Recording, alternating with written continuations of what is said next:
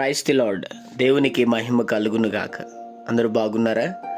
ఈ దినం దేవుని వాగ్దానం, నీ సన్నిధి, నా సన్నిధి నిలుచు భాగ్యము నీకు ఇత్తును. జకర్యా గ్రంథం 3వ అధ్యాయం 7వ వచనం. అవును, దేవుని సన్నిధిలో నిలిచే భాగ్యం అందరికీ దొరకదు, కానీ నీకైతే ఆయన సన్నిధిలో ఆయన్ని ఆరాధించి ఘనపరిచే భాగ్యం దేవుడిచ్చాడు. గమనిస్తున్నావా? నిత్యం ప్రభు సన్నిధిలో నమ్మకస్తురాలిగా, నమ్మకమైన వ్యక్తిగా నువ్వు ఉండాలి. దేవుడు ప్రతి పని విషయంలో నీకు ఖచ్చితంగా ఆశీర్వాదం ఇస్తాడు. ఈ పనులన్నింటిలో ఆయన తోడుగా ఉన్నాడు. గొప్ప భాగ్యవంతుడిగా నా ప్రభు నిన్ను, నీ కుటుంబాన్ని మార్చునుగాక. ప్రార్థన. ప్రభా, కనికరం గల మా తండ్రి, నీకు వందనాలు.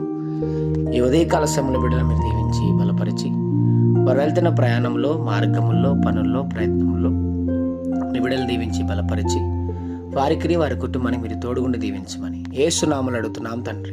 ఆమేన్.